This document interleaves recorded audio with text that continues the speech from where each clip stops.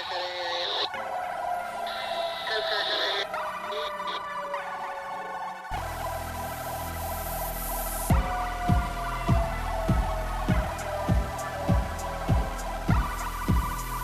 my wife and I own these 3 locations. And my business partner was Nate, the guy that you ran into. Nate, okay. He's the operations. He runs the club. I'm the guy that does the stuff. Welcome back to the Discover Virginia Beach podcast, where we set out to discover, define, and do exactly what it is you're looking for in your next vacation or just vibing here in the Virginia Beach area. And behind me, I have Captain Andy in a really cool piece of history. You're not going to want to miss this episode. Check it out. Is you come in here first. You have to get your boater safety card. Then you come in here to our training area. And then what we go over is charts, red right return, what to look for on depths and contours. We go over the Coast Guard rules and regulations. We go over a buoy chart. We go over situational awareness. You are a person that has 0 boating experience. We are going to train you on how to operate that boat. And if after 4 hours that you don't feel comfortable, we'll send you home, you come back out, and then we'll train you again. And it's constant training. So not only will you train you how to operate the smaller boats, but then the bigger boats will train you on how to operate them, so you can enjoy more of your membership.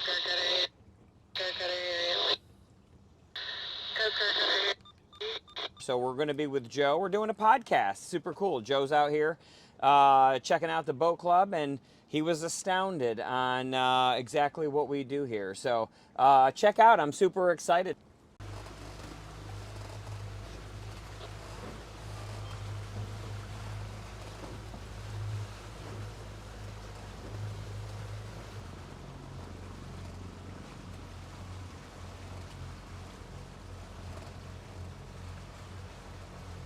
What brought you to the Virginia Beach area, Andy?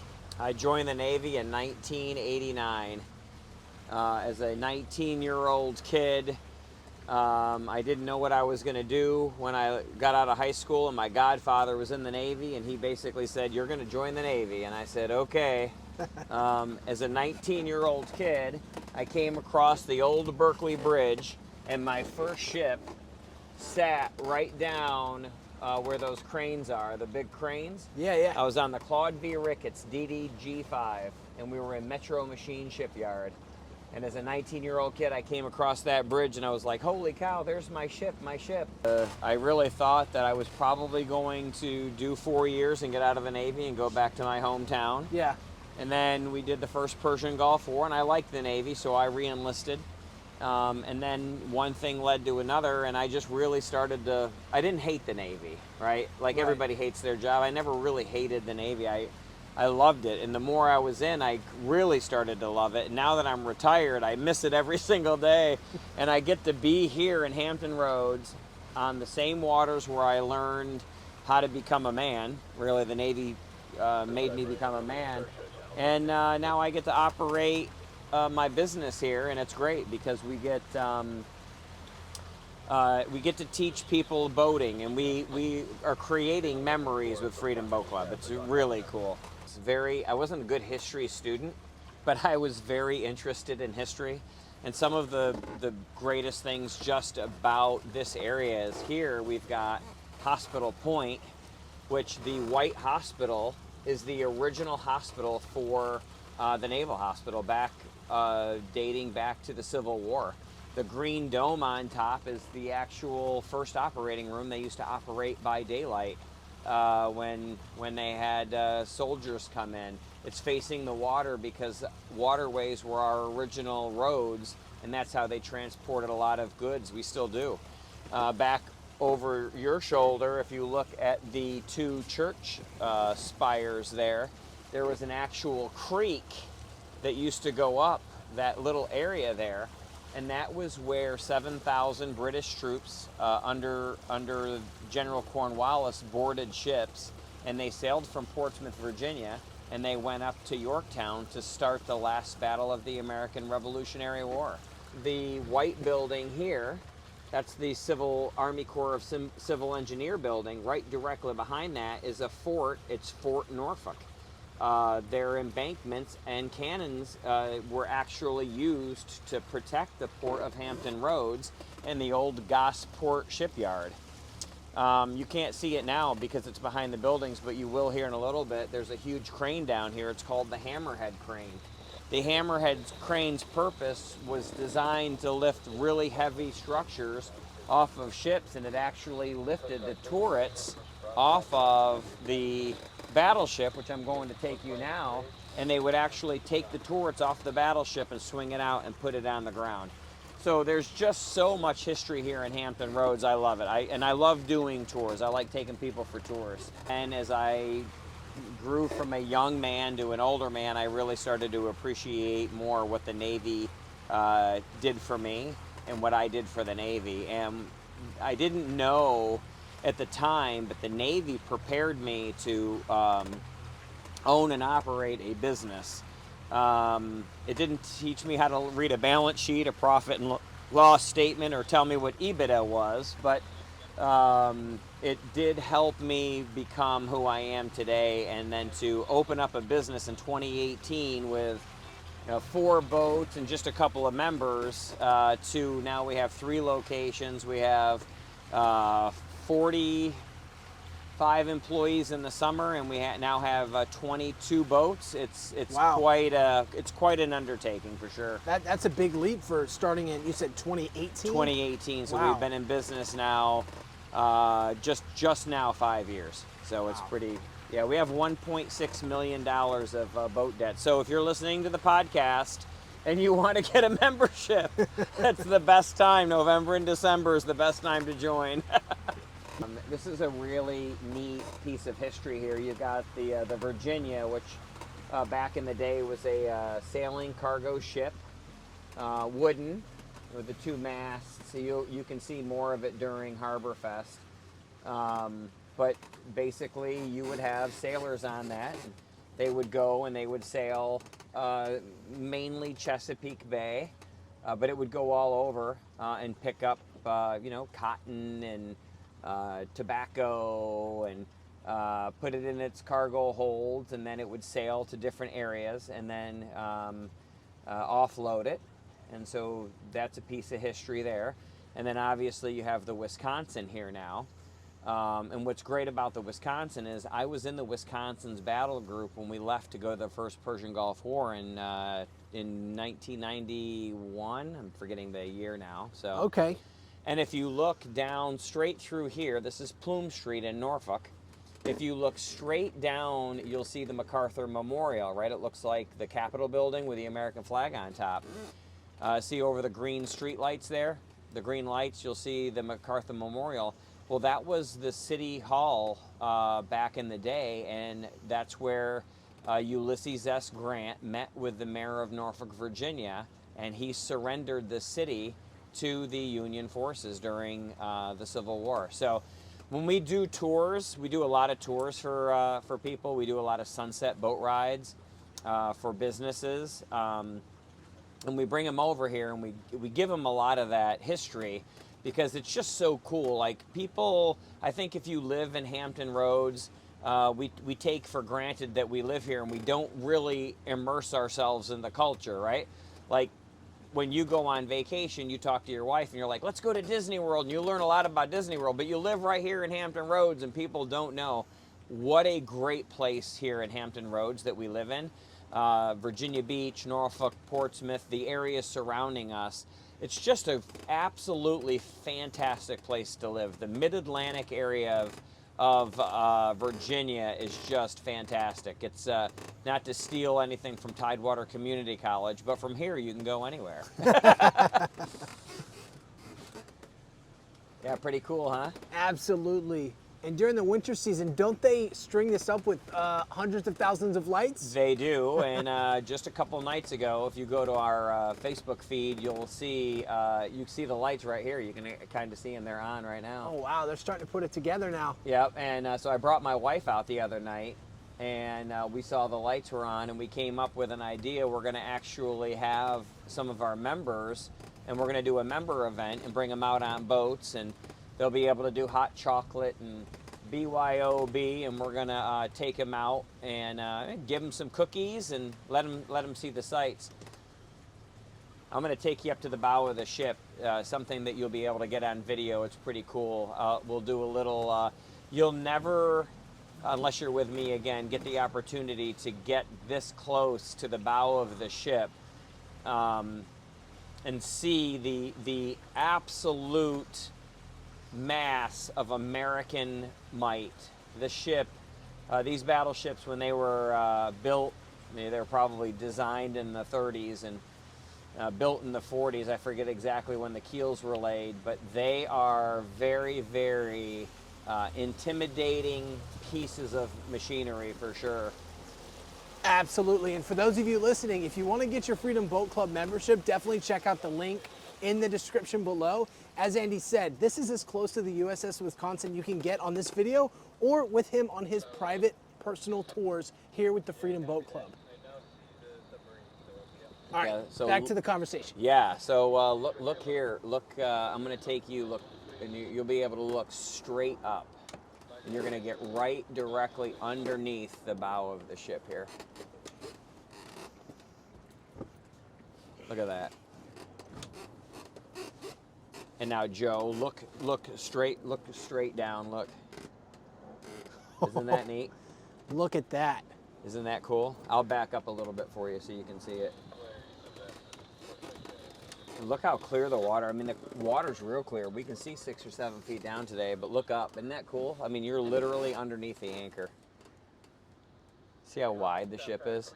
And if you haven't really fully formed where we're at, we're under the hull of the front of the ship of the USS Wisconsin. Yeah, and the two, I think those anchors weigh a lot. I think they're 30 tons each, or is it 30,000 pounds? I don't know. Oh, wow, I didn't even see the anchors. Oh, my Yeah, look word. at the anchors. Isn't that neat? Look at that. They're heavy. Yeah, pretty cool, huh? Absolutely. Yeah, I mean, you get to come out here and, you got the Nauticus here, the National Maritime Museum. And then right around the corner from here, Joe, we've got the pagoda. I don't know if you've ever been to the pagoda before, but we'll go over there and I'll show you what that is. And there's just so much to do here in Hampton Roads. I mean, Virginia Beach, Norfolk, in Suffolk, you got the Peanut Festival. I mean, I think right now you can't swing a dead cat without going to 5 oyster roasts coming up here in November, right? It's great. It's just being down here and being part of this community, and there's a lot of great businesses too here. It's a great place to work, great place to live. I just love it. So it's probably not the best view for you right now, but if you look off your left shoulder, you'll see there's a sign there. It says the Pagoda Oriental Garden. You see that there? Kind of right there, right where your camera's pointed. Yeah. So we're gonna actually go around and walk up to it here in a little bit. Super cool. And this is also part of the Elizabeth River Trail. I mean, you can get out here and you can go from, you can get on the ferry. It'll drop you off in Norfolk, and then you can walk the Elizabeth River Trail, which is very pleasant to do as well. So it's great. It's a great area to be in. The one thing, I can't remember exactly, Joe, but see that one launcher right here? Yes. See how it's pointed this way? I believe that's the first launcher to launch the missile into Iraq during the start of the Persian Gulf War. The Wisconsin was the first ship to launch the missile. It's been a while since I've actually read back up on the history, but you'll see the guns, and then you've got that's a director. That is your director for this. A director is your fire control solution. Keep in mind that these bullets weigh 2,000 pounds, and the ship could launch the missile, the projectile 25, 26 miles in the air. The projectile would be in the air so long that the ballistic solution for the naval gunfire support for the battleships, they actually had to take into account the rotation of the Earth underneath the bullet. Wow. Isn't that crazy? Yeah, I mean. So you think you're on a ship that's moving through the water, and then you have to shoot a bullet to something that's fixed on land that's 26 miles away. They shoot the bullet. I forget how long the bullet's in the air. It's a long damn time, though. And then we've got, right directly behind you, you can see the blue cranes. That's where the Panama Canal ships are coming in. To see the blue cranes? Yes. Those ships are 1,400 feet in length.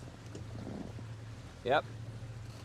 Oh, I went under your finger, but yeah. I mean, they carry, I don't know, it's like, I think I forget, it's like 2,000 containers, or I'm more than that probably. I forget how many containers, but. I mean, with over 1 million different people in the Hampton Roads area, I'm sure it's quite a bit of cargo. They're having to push there's a and hold ton of through cargo here. coming in through here. Yeah, I mean, just Hampton Roads. Think of everything else. We've got Noah here. We've got PETA is here, and then we'll take you down here to the pagoda, which is super cool to take a look at.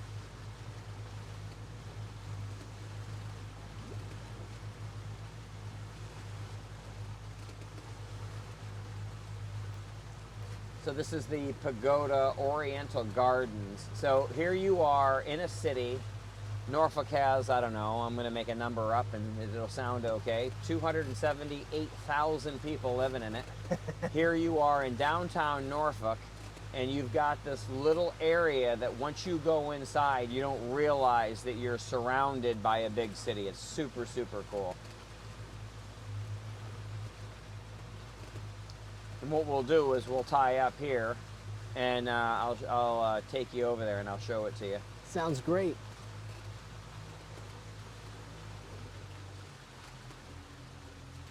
Yeah, hopefully this is your most popular podcast. Absolutely. It's definitely one of our first and most immersive podcast episodes so far. So if you're listening to this, definitely go ahead and leave a review for Captain Andy. Show some support, show some love, and definitely check out the Freedom Boat Club here in the Hampton Roads area, and just make the most of this experience for yourself. You cannot capture this on video, but we're doing our very best. But definitely go and check it out and try and get an experience in person. It is well worth the experience.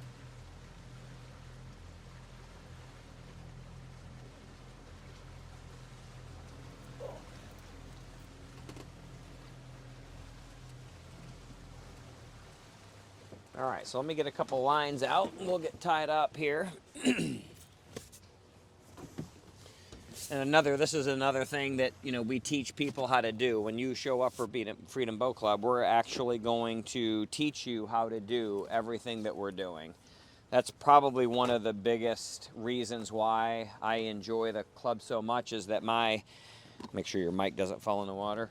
One of the biggest teaching points is I was an instructor in the Navy, and for a long time, I taught people how to do things, and I really enjoy teaching boating. It's a lot of fun, and our members have a blast, and that's probably one of the nicer things that gives me joy as a business owner, is that we are creating a service of providing boats, but do you remember what you got last year for Christmas, Joe? No. Do you remember what you got for Christmas 5 Christmases ago? No. Do you remember the first time you went out on a boat with your grandfather? Absolutely. Yeah, that's what we do. We create memories at Freedom Boat Club, and without all the hassles of you owning your own boat. So.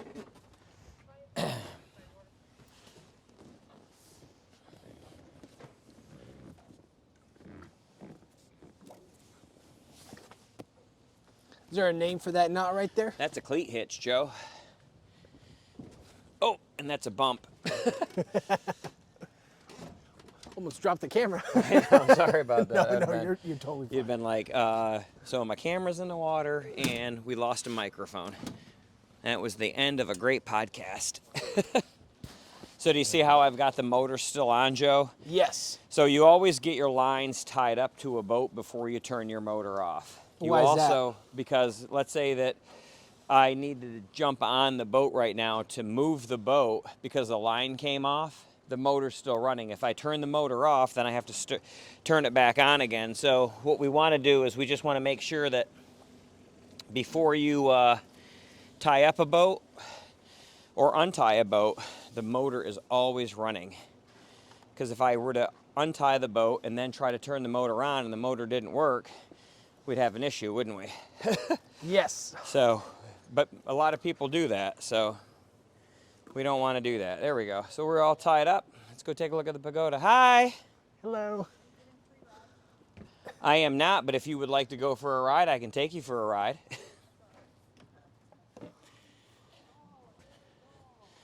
All right.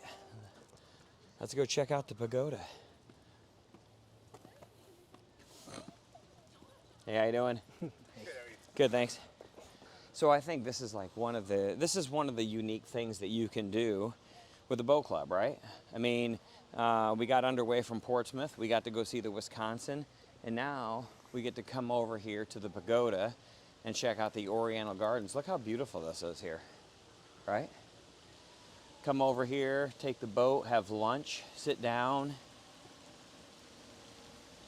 You ever been over here, Joe? I have been over here once. I think we got some macaroons with some friends. Yeah, probably But- back in the day, huh? Well overdue for another visit to this beautiful pagoda.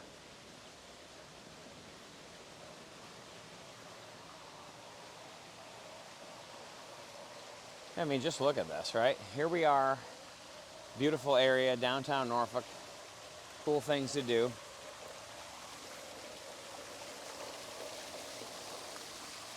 Hey, how you doing?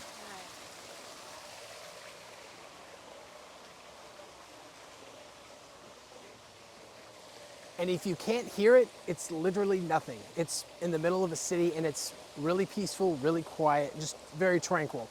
Sorry, my hair messed up. I've been on that boat ride.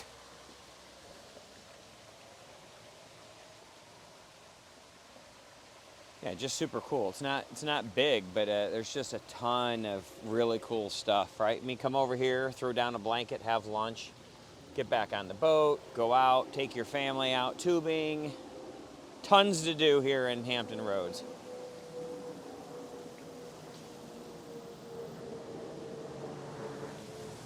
There's a bunch of fish too in here. I don't see them now. It got really cold last night, so they must have went a little further down. Isn't this cool though? Wow.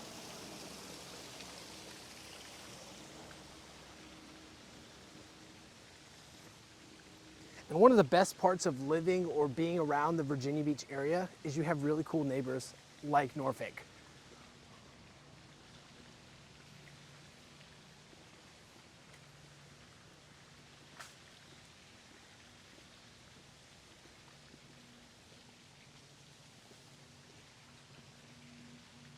Go right here.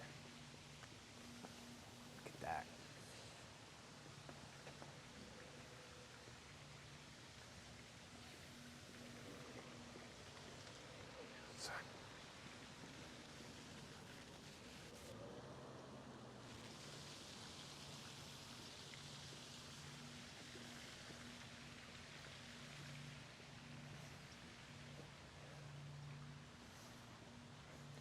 We got a good day to do this, didn't we? Absolutely.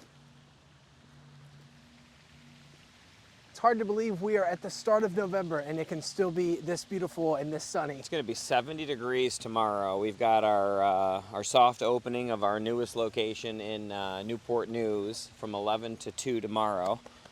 It's going to be 70 degrees, 71 degrees. We're doing boat rides. Wow. We'll have a bunch of people come on out. So yeah, it'll be really good.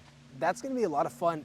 Remind us again, what's the address to the new location you have in Newport News? 200 Old Marina Lane in Newport News. It's at the Deep Creek Landing Marina on Deep Creek. It's Right. near Menchfield High School there in Newport News, yeah. So we're super excited to be opening that location. It's in a really nice neighborhood. It's a really nice marina with lots to do, ample parking. Yeah, we're real excited to be opening that location there. Yeah, what a great benefit too, because not many people know that Newport News has just as many waterway access as does the South Side, Hampton Roads, Virginia Beach area. Yeah, you've got the James River, which runs all the way up to Richmond, which is You know, and don't think it was John Smith and Pocahontas, right? Didn't they come? I think they probably sailed up the James River back in the day too. I mean, once they hit first landing, it was all uphill from Right, there, right? it was it. Yeah, for sure.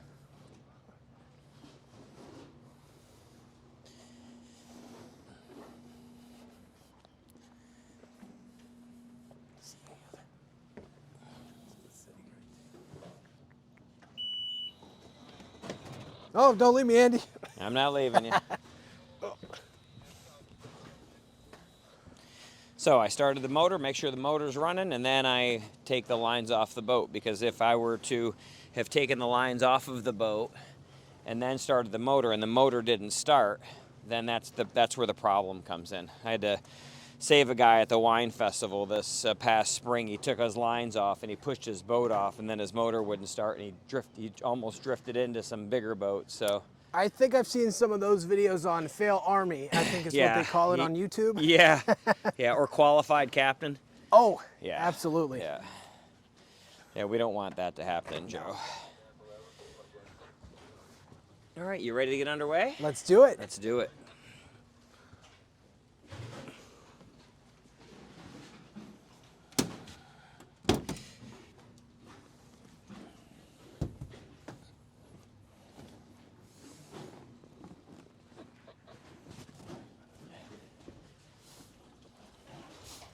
All right, let's go. I think the last, we'll take you up, I'll take you around the corner and we'll go up into, there's an area called The Hague in Norfolk. It's beautiful, with some homes that are built from back in the 1800s. It's a really, really nice area, and people from the Virginia Beach area will know that when there's a high tide, the Hague floods a lot. So we'll go over and we'll look at Lock Bridge and show you some sights over there. It's really, really nice.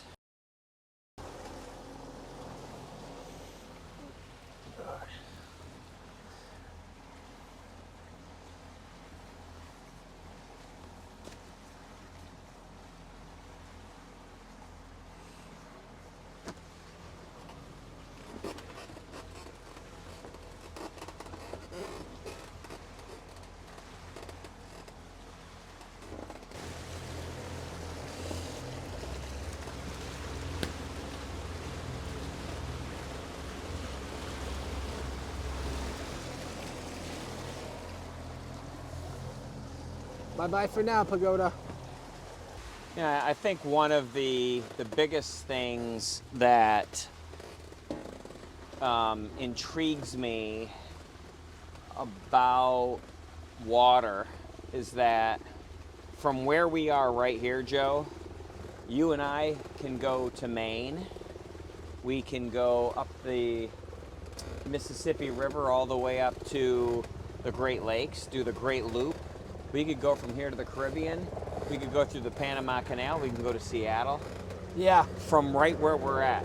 Maybe not on this boat, but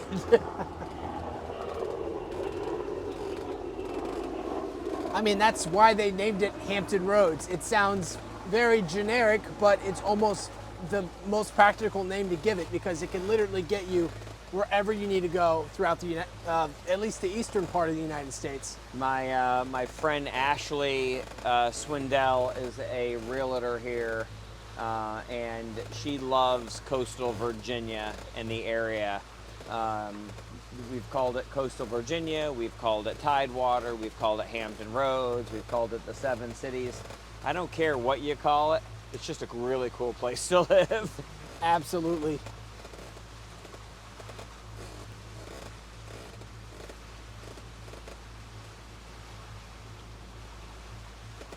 So see how this guy's coming in here?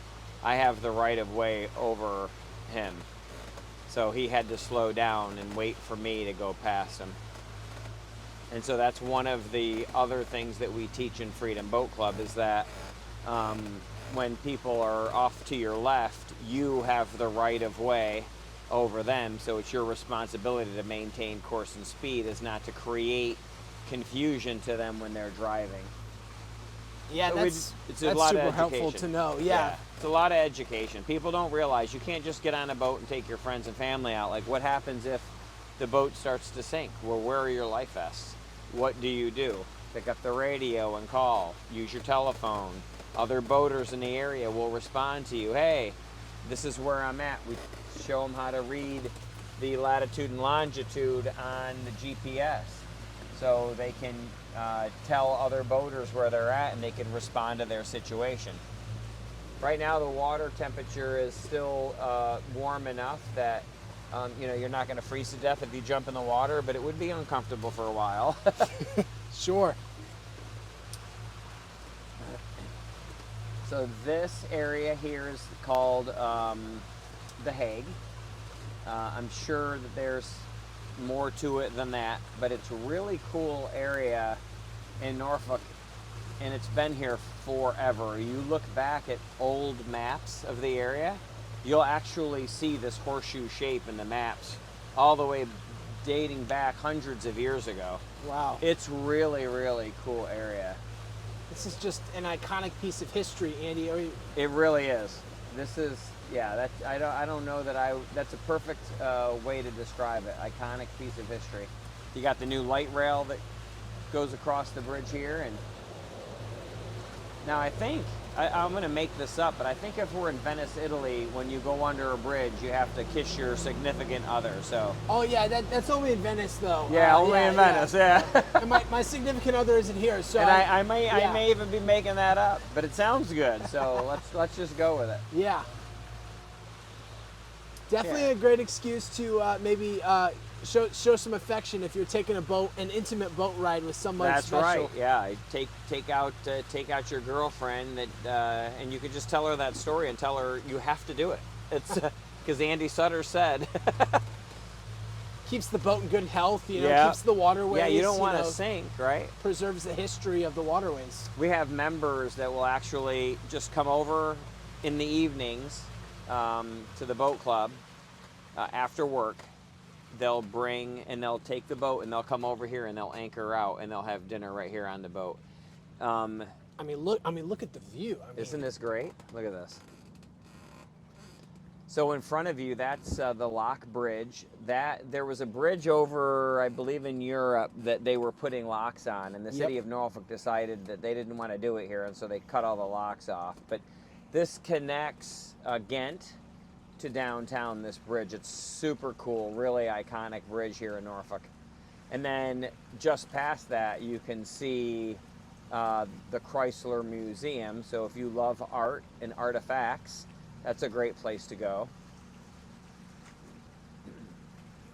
And I can't get underneath the bridge, but you can go underneath the bridge at low tide, and you can kind of go in there just a little bit further. But what I really like about this area are just these homes over here, and just I'm not a real estate professional, but you can see all the different style homes that are here. And Norfolk back in the day was, oh, that's spooky. Look at that guy on the front porch from Halloween. Yeah, there's a Halloween decoration. I don't know if you can see it right that. there. Let's get a little closer to that. Isn't that cool? Look at that. That'll scare you. That'll scare some little kid. These decorations are getting more and more know intense. I think that's a trick, not a treat house. Yeah, right. Don't go there. Don't go there, kids. Yeah, I mean, real estate and architecture, just one of those mysteries that, like, you don't really know what's going on in someone's mind. You have an idea, but just the way in which it's presented is always fascinating me. It's just like history too. I mean, you're always learning. You can learn as much information, but there's always more to understand and more to learn. And that's why I think it's quite a craft. Just to. Yeah, it is. Like Cape Charles, you go. Have you been to Cape Charles, Joe? I have. Do you know Cape Charles is a railroad town? How the hell did Cape Charles get there as a railroad town, right? The history is the railroads didn't want to pay the taxes. Sure. So they ran the stuff through Norfolk and then across the bay and then up the Eastern Shore where they didn't have to pay taxes.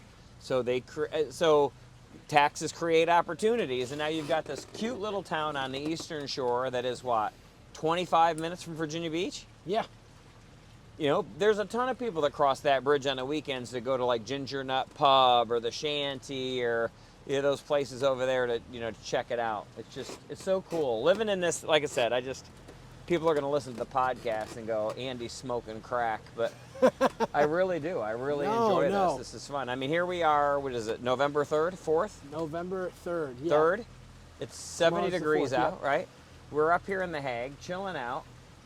Look at these houses. Just beautiful. And you can see, look, it's high tide now, Joe, look, and you can see where the water is coming up just on the seawall here, look. I mean, once I go by, my wake will probably push a little bit of water right over there. I mean, the houses aren't even, what, 20 feet from this Yeah. this runoff here? 20, 40, 60 feet. 60 feet. Yeah, 60 feet, 70 feet maybe. Yeah, look at the seawall up here. The water is breaching the seawall right there. So when I go by, my wake will actually put a little bit of water up in there. Buckingham slate roofs. It's just, yeah, this is pretty freaking awesome. We had a high tide like this before, Joe, and I was doing a sunset boat cruise, and the water was just a little bit higher than it was now. And you see the water in the street over there, right? Because that's Yeah. Oh, wow. So it's just backing up. But my wake, see how my wake's going across here? Yes. It actually pushed water across the whole thing and over into the street. Look at this! Look at this house. Look how narrow this one is. What in the world is going on with that? And we'll pick it up on the way back out. A couple houses for sale right here. There you go. Yeah. And if So you're not sold on the Norfolk, Virginia area, keep in mind that the city is doing a lot of work trying to get these seawalls expanded to help preserve the architecture of the community. And on another note too, you can always get a second loan or reuse your VA mortgage and, just vacation here during the summers and do whatever else you want during the rest of the year. I like it. We'd love to have you.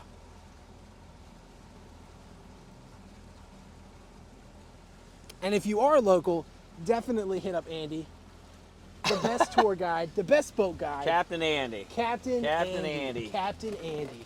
Senior Chef A retired. Yeah, Andy, you got any snacks on this boat? I don't, unfortunately. But whenever folks come, they can bring their own food they and can, drinks. Yeah, they bring their own food and drink, and the captain cannot be drinking. But if you are overage and you can enjoy an adult beverage responsibly, then absolutely. That's another great benefit of being a member of the club is, we do the cleaning, the maintenance, we do all the bottom painting of the boats. You see how pristine clean these boats are. You literally show up, take your family out, come back, drop the boat off, and go home. You pay for your fuel. There is a $5 refueling fee with that. And then, we want you to tip the dock staff because they work hard cleaning these boats. We've got members that have gone out, went fishing for the day, come back, and the boat is, fish gutted up, and the staff jumps on there, and they'll spend 30 or 40 minutes, two people cleaning the boat, and the fishermen will tip them $100, and the kids love it. You got college age kids or high school kids that are having their summer job, and they're like, they get $100 tip. That's a lot of money to them. So it's pretty cool. It's a great business to run for sure. Absolutely. I really enjoy it. And what type of boats can people expect to pick from the boat club? We have bow riders, so like the pontoon, not the pontoon boat, the Sea Ray and the Rinker. We have pontoon boats like what we're on today. We have a double-decker pontoon boat. We have an enclosed cabin overnight cruiser boat that you can take to Cape Charles, or that it does require additional training. We have center console fishing boats. We have dual console fishing boats, and we have deck boats. So we cover 80% of the recreational market. The people that join Freedom Boat Club typically are former boat owners that come in and they're like, so I just have to pay the joining initiation fee, and the monthly fee, and we don't have to do any of the maintenance. We don't have to do it. And we're like, nope, you don't have to do any of this. And they're like, sign me up. Because what people don't realize is that your membership includes your training, your initial insurance payment. We have to go buy the boat. We have to do all of your training. I might have said that.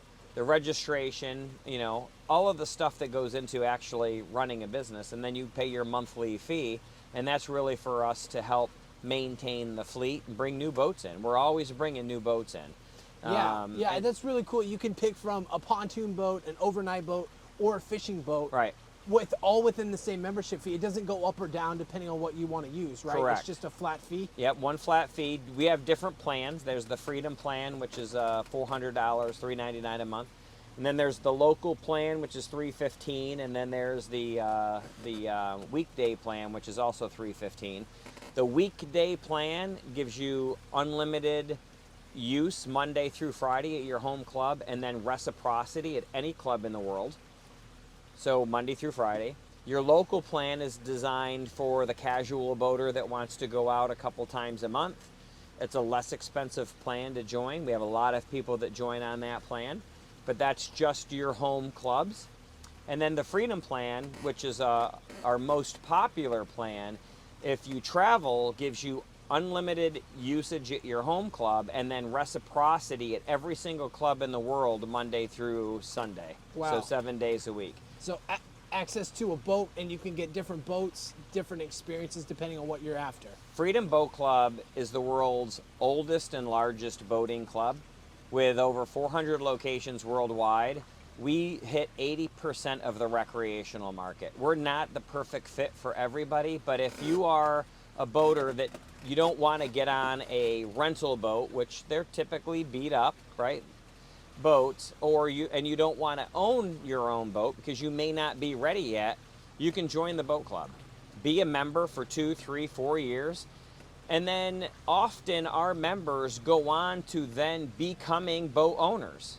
So let's say, for instance, Joe, you became a Freedom Boat Club member. You could be a member for a couple of years and you say, hey, Andy, you know what? I really like the boat club, but I want to be able to go out at night. Sure. Or I want to be able to go out more on, the weekends, and I want to do more with it. Well, we may not fit your model anymore, Joe, but what I can do is I can sell you a boat. And you're like, wait a second, so you'll sell me these boats? And I'm like, yes. So you've had the opportunity now for 2 to 3 years to enjoy the boat club, figure out which one you really want instead of you having to go out and buy it. We've done all of your teaching. You know how to operate the boat. You're safe with your family, and you're like, you know what? I'm ready for boat ownership, and I'm going to go buy a boat. And then we'll sell you one, and out the door you go, and I'll give you a hug. Wow, what a great opportunity for people to just really test out the boating market too, because you hear the phrase, the happiest day in a man's life is when he buys his boat and when he sells his boat. But this is an opportunity to test out that boat in a little bit more detail than just, going to see it in a showroom. Exactly. You actually get to see it out on the water, which is an incredible offer. And we've had members buy boats and leave the boat club and take the boats with them, which is great. You know what BOAT stands for, Joe? What does BOAT stand for, Andy? Bust out another 1,000. Because just maintenance, layup maintenance on this motor here, if you were to go to Lenhaven Marine, I think the last time I checked to lay up a boat is $400 to $600. Really? Storage, dry storage at Lenhaven Marine, and their dry storage is going to run you $300 to $500 a month. Or if you go over to Norfolk, these boats, they're here for your use. You saw them. We have 300 and some odd members. If they wanted to go out today, they could go out boating today. It's 70 degrees, Joe. November 3rd, 70 degrees. 70 degrees. If you laid your boat up already and your wife said, hey, Joe, take me out. You're like, well, honey, we've already laid the boat up for the winter. I can't take it out. You don't have to trailer it. You don't have the maintenance. You don't have the expensive cost of ownership. And people will say, well, yeah, but you don't own a boat with a boat club. You're right, you don't. But you're also not buying a depreciating asset. Right. A boat will depreciate on average 15% year one. So if you buy a $100,000 boat, By year 2, that boat is worth $85,000. You still owe $96,000 on that boat, and it never gets better. It just goes down every year. Next year depreciation's 12%. Third year depreciation's 10%. It takes you 7 or 8 years to catch up. You want to talk about gap insurance? Like when you drive your car off the lot and they ask you, hey, you better get gap insurance because your car's worth more or less now. Same thing with a boat, but even worse. Bust out another 1,000, huh? Bust out another 1,000. So none buoy. And then they have ones that are cans, and then the one directly off of our bow. It's kind of hard to see. We'll go up there a little bit further. But that is mile marker 0 of the Intercoastal Waterway. Really? It starts right there and goes from there all the way to Texas. You can go right from where we're at right now, inland on the United States, from here all the way to Texas. That is incredible. Mile marker 0 of the Intercoastal Waterway. This is a local, they can just be anchored here, and November 1st, you can move your boats back south because that's when the end of hurricane season is. Oh, So when okay. hurricane season starts, all of these boats that live down in Florida, because they have very high insurance, they have to move the boats out of there. Sure. And they have to be above a certain latitude. And so a lot of them come up here and they stay right here in Hampton Roads. Isn't that neat? They come up from Florida. From Florida, and they're here. Right now it's transient season, so you'll see a lot of boats that will transient south. They'll stop here at mile marker 0, Tidewater Yacht Marina. They'll get fuel, and then they'll continue south, and they may live in Charleston or Palm Beach or Miami. They may go all the way the other side to Destin, Florida. They may be in Louisiana, but this is they transient this all the time. Wow, that's phenomenal. I'm like a boat hotel. A couple months ago now, but there were a couple of guys that were sailing down, and I said, hey, where are you guys going? And they were like, we're just moving a boat, but we're just trying to get some beer going up to the Wawa. And they had very heavy accents, so they weren't from here. I said, just jump in my car, I'll take you up there. You don't have to walk. And they're like, really? And I'm like, yeah, man. Like, jump in, let's go. Yeah, so you see this one boat that's coming at us. That's the buoy. That's mile marker 0. Okay. I'll speed up a little bit. But the channel is to our left. So the big ships will take those buoys down their right-hand side because all of the buoys must be on the right-hand side of your boat when you return from sea. So red right return. It's part of like the training that we'll do in Freedom Boat Club. Oh, there it is. Okay. Check this out. It's actually moving pretty good. What is that? Is that a... That's a cargo carrier. He's empty now. He may be coming to pick up stuff. He may pick up coal or some sort of textile or something like that. Wow.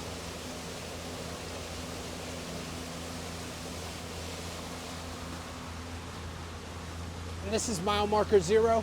Yep. And Okay. I'll take you right up to the buoy so you can get a good, nice shot of it.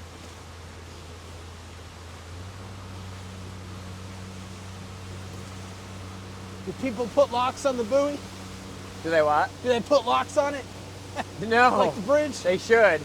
The city of Norfolk made everybody take those the locks off, which, it's kind of cool. I think they did it in Paris. They did it in Paris. I think and it is in Paris. It pulled the bridge down. Yeah. It like weighed it down too much. Because I went in high school to Paris, and they had all those locks strewn up on the bridge, and you could feel it like sagging. Maybe just that's what ever they did. so slightly.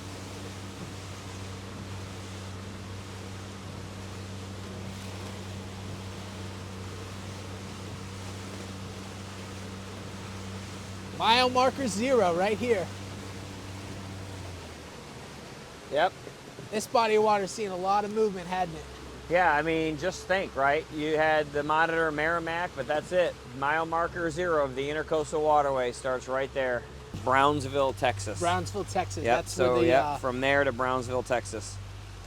Wow. Isn't that cool? It's incredible.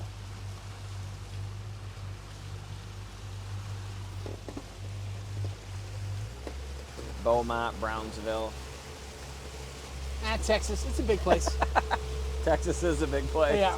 I had to go to security school in Texas. It was a San Antonio, Texas. Okay. And I drove down to have my car down there. And, Is this pre-Navy or post? yeah, well, I was in the Navy. In the Navy. 1994? 94? Yeah, 94. So I drive down, I'm on Interstate 10, leaving Louisiana, and I get into Texas, and it says, there's a sign, welcome to Texas, and there's a sign that says El Paso, Texas, and I'm gonna make the number up.